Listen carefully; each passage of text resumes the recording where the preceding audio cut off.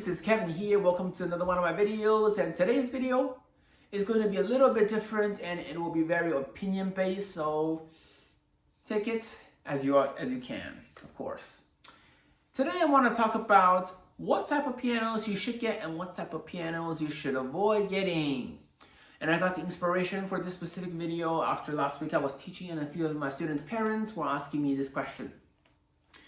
Pianos are generally categorized into three different ones. You have your digital piano / keyboard, you have your upright pianos, and you have your grand pianos, like what I have here.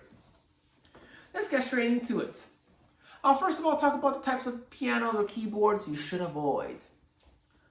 First thing first, I definitely would say you want to try to avoid getting a keyboard that has no weighted keys, and especially ones that have synth style keys, those really thin ones.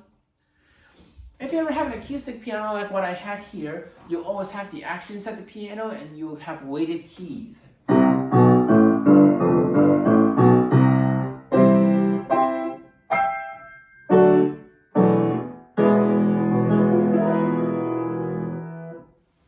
of like that. And those are really good for practicing your techniques and everything, and no matter where you go to, you're performing, you'll probably be using a piano. And so then I definitely do want you to avoid getting a keyboard that is non-weighted keys or synth style keys if you or your kids are starting piano lessons. It's good for a technique, trust me. The second type of piano I would try to avoid if you or your kids are going to start piano lessons is anything less than 88 keys. Now, for an average acoustic piano, no matter it's upright or grand piano, you'll probably have 88 keys, full size. Unless you have a Bosendorfer Imperial, which will be more than that. But I doubt any of my viewers or me will ever get one. So yeah, normally 88 keys. And a lot of beginner parents will be like, oh, right now I'm just starting to learn the C position right here. I'll probably be dealing with notes in the G right here. I don't think I need that big of a piano, right? Well, believe it or not, sooner or later, and it comes very quick at you, you will get to pieces where you have to play on the lower register right here, or the higher register up here. And it's going to cost you a lot more, financially speaking, if you want to upgrade from anything less than 88 keys to an 88 key weighted keyboard. So why not just get an 88 key weighted key keyboard and get a good start at least? Of course, a good brand is also important, which that is for another videos. Anyways, yeah. So, like I said, 88 key weighted keyboard, obviously a much better start than anything less than 88 keys or anything that's non-weighted. Now let's get into the acoustic pianos. We of course have upright pianos and grand pianos.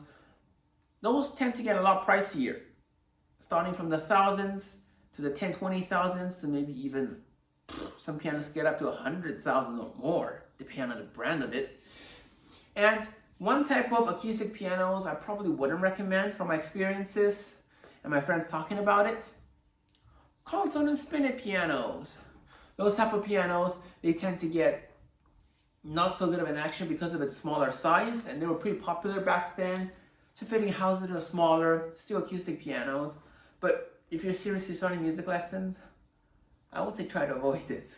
Although I've never played one before, never owned one before, so this one, definitely my opinion. Now, getting into the actual uprights, studio uprights or grand pianos, they start to get to the thousands range now. You might have to pay 6,000, 7,000, even just to get an affordable, playable upright piano. And yeah, I know, this is not exactly cheap. And for lots of families, this might not be a viable solution.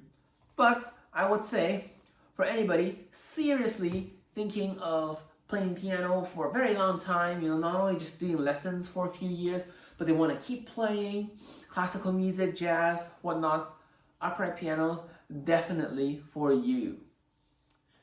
Now, let's talk about grand pianos, okay? Grand pianos, much bigger in size. Like I have a baby grand, 5'0", probably one of the smallest in terms of sizes for grand pianos, and probably not suitable for houses that are a little bit smaller. And of course, it gets way more expensive, and pricing I'll talk about.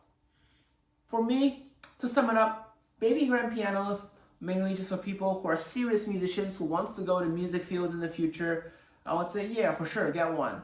Or if you're really playing advanced piano pieces, I also do say grand pianos do work a lot better. Of course, the hammers, they would hit up and down, much better repetitions. So yeah, anything other than grands or baby grands, so anything up from studio grands or semi-concert grands and concert grand pianos, I'm probably not going to talk about in this video because I don't think any of my viewers will get close to doing that.